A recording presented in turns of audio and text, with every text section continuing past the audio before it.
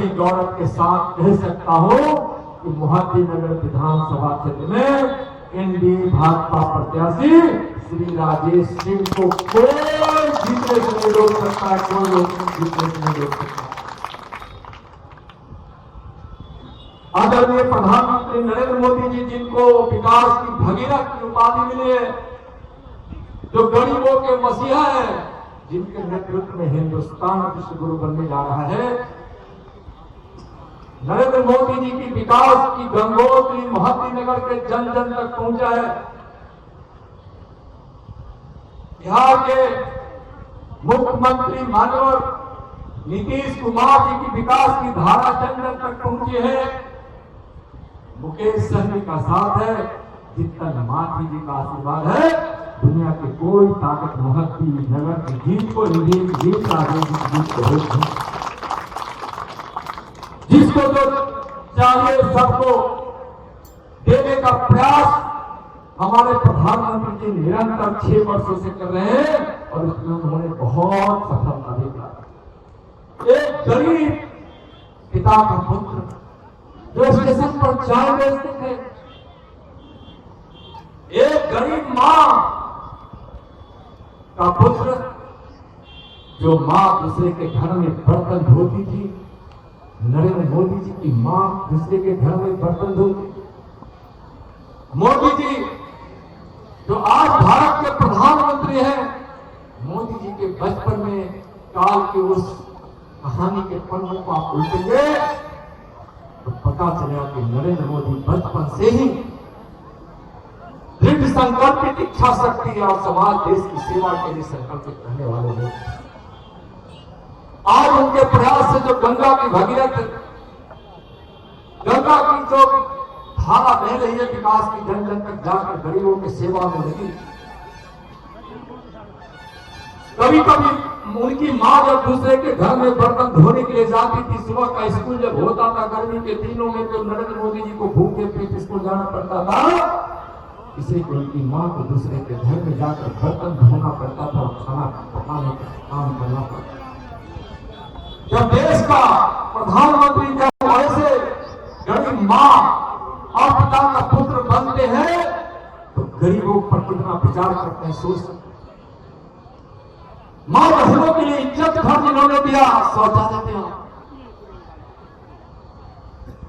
2022 तक कोई भी गरीब ऐसा नहीं होगा जिसके पास अपना पक्का मकान नहीं होगा। मकान भी होगा, बिजली भी होगी, उसमें पीने का पानी भी होगा। यह हमारे प्रधानमंत्री जी का संकल्प।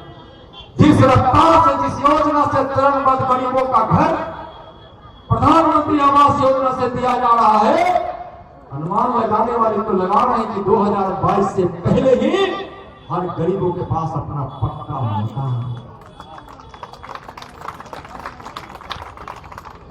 मां बहने यहाँ काफी तादाद में, हम कहना नहीं चाहते, लेकिन कभी कभी जो इस देश का मोहद्दीनगर बिहार की मां बहनों को मां बहन मानने वाले लोग शाम में जब चलते थे तो अपनी गाड़ी की बत्तियां बुझा लेनी पड़ती थी, सन से सर झुक जाता था। वैसे लोगों का आज उस मां बहनों को सम्मान मिला। जब एक बड़ा वर्ग आया कि हिंदुस्तान की गरीब मां बहनों के स्वास्थ्य कमजोर होने का सबसे बड़ा कारण कई प्रकार की बीमारियों का आने के कारण, सबसे बड़ा कारण मां बहनों की, गरीब मां बहनों की बीमारी का कारण है तो खाना पकाने में जो जलावन का उपयोग होता है, जिससे धुआं निकलता है, और वह धुआं उनके फेफड़े को कमजोर करता है, आंख को कमजोर करता है, कई बीमारियां। सिर्फ सुविधा के लिए ही गैस कनेक्शन नहीं दिया गया, उज्ज्वला योजना से गैस कनेक्शन इसलिए भी दिया गया कि आप मां बहनों का स्वास्थ्य भी ठीक रहे, समय पर भोजन भी बने, आपको कठिनाइयों का सामना नहीं करना पड़े और आपका स्वास्थ्य भी ठीक रहे। उज्ज्वला योजना से मां बहनों को कनेक्शन दिया। जिसको आपत्ति है करे, मैं तो रोक नहीं सकता, जो कहना है कहे, लेकिन छठ मैया का पर्व आता है। उसको क्या पता है जिसके घरों में अनाज के बोरों की छलियां लगी है, उसको पता है कि छठ मैया के पूजा के लिए गेहूं की जो जरूरत होती है, छठ मैया की धरती के लोग जब खेत में काम करेंगे, काम करने के कारण जिस दिन नहा खा होता है, जिस दिन खरना होता है, खरने की शाम तक हमारी गरीब मां बेटी बहन दूसरे के खेतों में काम करती है, इसलिए कि हम छठ की पूजा ठीक से करें। हम छठ की पूजा में हमारे पास गेहूं हो, हमारे पास अनाज हो। हमारे आदरणीय प्रधानमंत्री जी ने नवंबर माह तक जो अनाज आपको मिलता है उसके अलावे गरीब परिवार के लिए अनाज मुफ्त देने का आदेश किया है, मुफ्त अनाज देने का आदेश किया, जो आपको प्राप्त हो रहा है। बोल जाता है कि छठ हमारे इसको जो कहना है तो छठ मैया की कृपा से ही हमारी नैया चलती है। हमारा विश्वास है, हमारा विश्वास है। हमारे प्रधानमंत्री जी को इस पवित्र भावनाओं के साथ जो आपका आदर किए हैं, हम चाहते हैं कि मोहद्दीनगर की हमारी मां बहने भाई, वह भी किसी न मां और बहन का पुत्र है, प्रधानमंत्री जी के इस सम्मान में राजेश सिंह को भारी मतों से जिताकर भेजेंगे। उन्होंने आपकी सेवा की है। हम मोहद्दीनगर के जीत से हम संदेश देने मांगे प्रधानमंत्री जी को, प्रधानमंत्री जी आपने हमारी सेवा की है, हमने कमल को खिलाया है, खिलाकर दिखाया। आयुष्मान भारत कितनी बड़ी योजना है। 5 वर्षों तक मैं यहां पूर्व में सांसद रहा हूं, 1-1.25 साल और हो गया। मुझको पता है, प्रधानमंत्री जी को पता है। जब प्रधानमंत्री जी बचपन में स्कूल में पढ़ते थे तो उनके एक गरीब मित्र की मौत इसलिए हो गई कि उनके माता पिता इलाज कराने में संभव नहीं थे, उसके पास पैसे नहीं थे। प्रधानमंत्री जी ने संकल्प लिया, पैसे के अभाव में कोई गरीब और मौत की नींद नहीं सोएगा।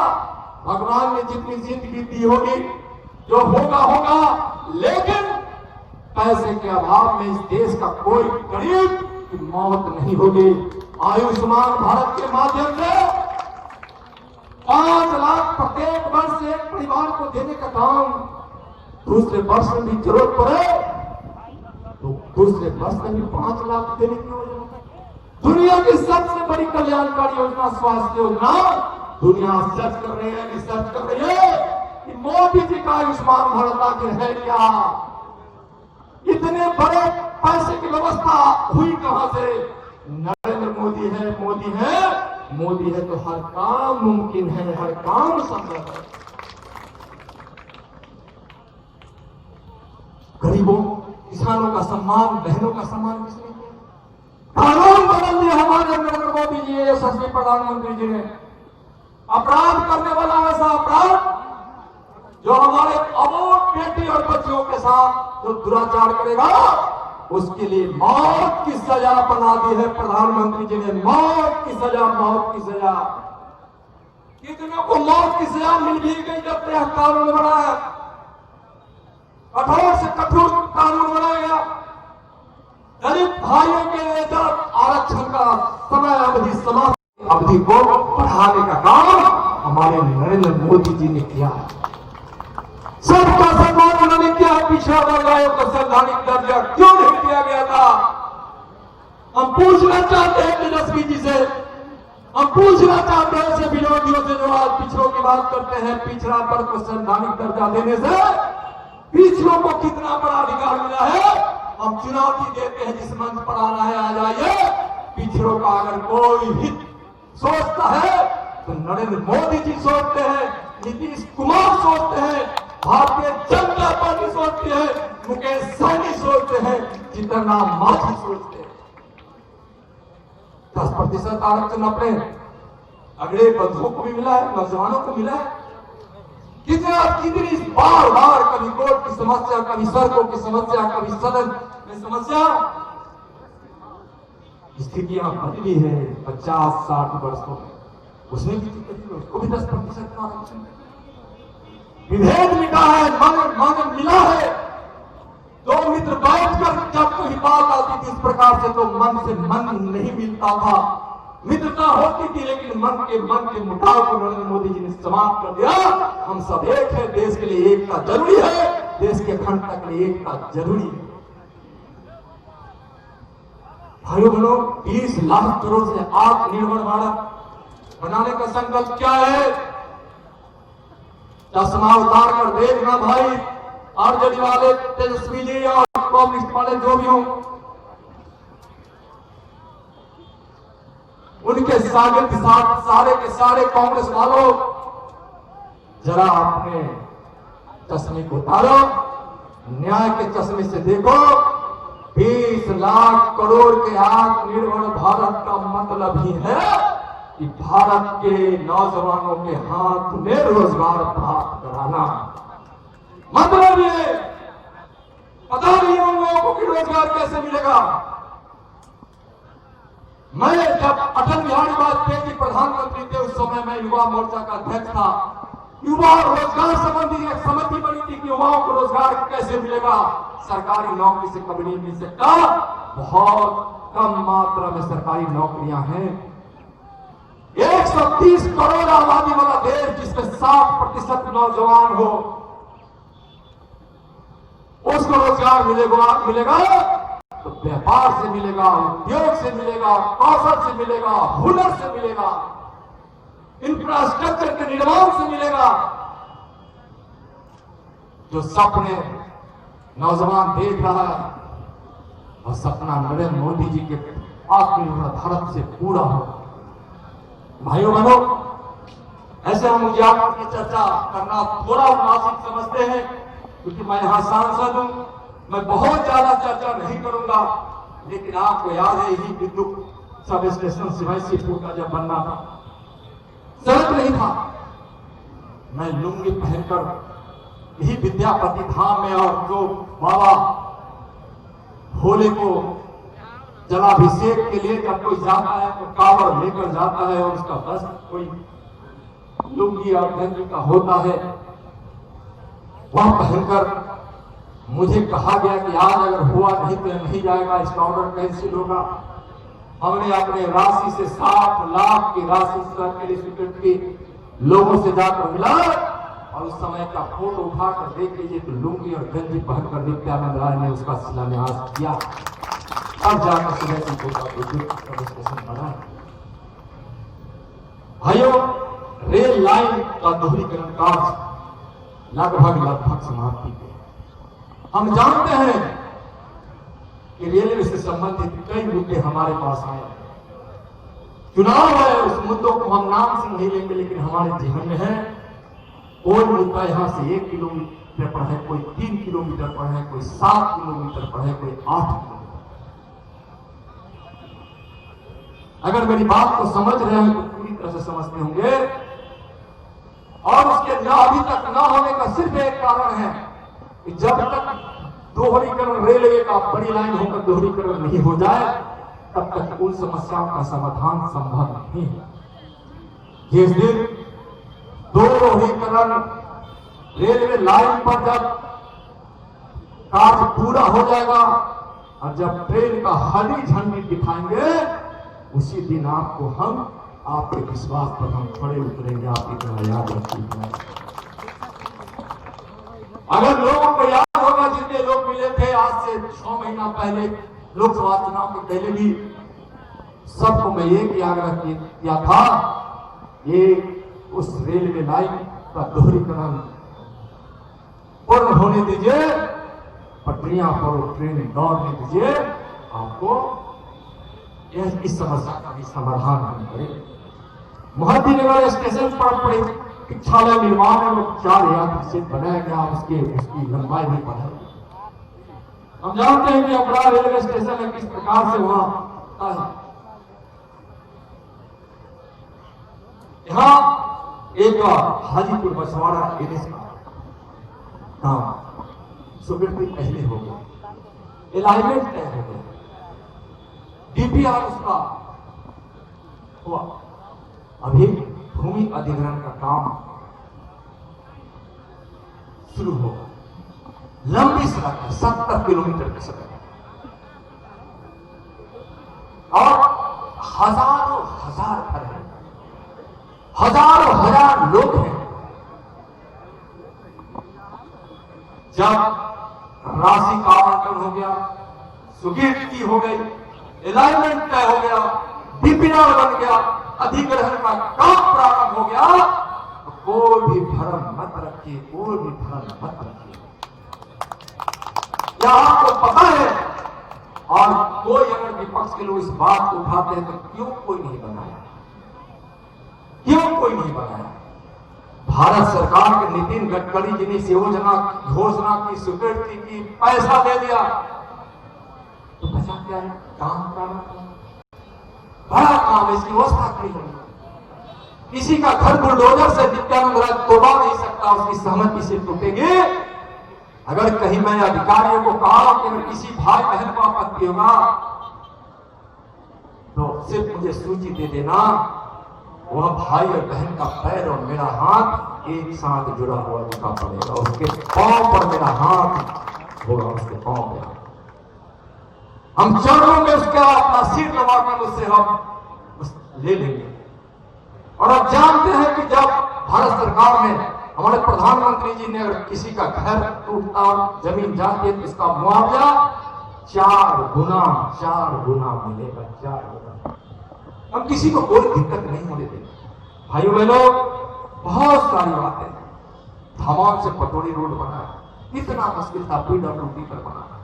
धमाल के लोगों ने कहा था कि आप रोड बनवा दीजिए, धमाल में सिर्फ कमल ही कमल खिलेगा, कमल ही कमल खिलेगा। आज हम यहां से कहना चाहते हैं, धमाल के कई लोग बैठे हैं, मैंने वचन पूरा किया है, अब आपकी परीक्षा होनी है। हम जानते हैं धमाल के लोग वचन के इतने पक्के होते हैं, अपने वचन को आज तक तोड़ने का उसका इतिहास नहीं है। धमाल का भी वचन इस बार नहीं टूटेगा, नहीं टूटेगा, नहीं टूटेगा। हम अपने कुल के लोगों से आग्रह कर रहे हैं, वचन आपका खाली नहीं जाए, नहीं तो ना जाने नित्यानंद का सर जो झुकेगा, जीवन भर वह सर उठेगा नहीं। मैं भारत का गृह राज्य मंत्री हूं, माननीय प्रधानमंत्री जी, माननीय गृह मंत्री जी ने मुझ पर भरोसा, और भरोसा इसलिए किया है, उजियारपुर के लोगों पर उनको बहुत भरोसा है, बहुत भरोसा है। आदरणीय अमित शाह जी ने इसी उजियारपुर की धरती पर सयानंद की सभा में कहा था, आशीर्वाद दे दीजिए नित्यानंद को, हम नित्यानंद को आगे नहीं हम कुछ बोलेंगे। वचन निभाकर हमारे केंद्रीय नेता थे, गर्व होना चाहिए। देश की सीमा की सुरक्षा में लगा हुआ की जिम्मेवारी एक सहयोगी के रूप में प्रधानमंत्री जी ने मुझको दिया है, गृह मंत्री जी ने मुझको दिया है। बॉर्डर की सीमा देखते हैं, आज 12-13 लाख अर्ध सैनिकों को कमांड करने का काम करते हैं। देश की आंतरिक सुरक्षा से लेकर देश की आपदा प्रबंधन का काम करते हैं। प्रधानमंत्री जी को कितना भरोसा है, इस कोरोना काल में जब मंत्री का संघ उन्होंने बनाया तो आपके बेटा नित्यानंद राय को रखा है। आपका प्रबंधन में भी हमको लगाया, क्योंकि उस डिवीजन को मैं ही देखता हूं। हमारे गृह मंत्री जी का आशा विश्वास हम करें, प्रधानमंत्री जी का भरोसा हम करें। हम पर भरोसा का मतलब है कि उजियारपुर के लोगों पर भरोसा है। भरोसा इसलिए है कि उजियारपुर का एक बड़ा संदेश दिल्ली में है। उजियारपुर के लोग जात पात पर नहीं बंटते हैं, उजियारपुर के लोग देश हित से समझौता नहीं करते हैं। उजियारपुर के लोग हौसला वाले लोग हैं, अपनी पवित्र भावना से उजियारपुर की मिट्टी, बिहार की मिट्टी और भारत की मिट्टी की रक्षा करना जानते हैं। चीन की सीमा पर इस उजियारपुर के मोहद्दी नगर की शहादत हुई है, तो शहादत हुई है,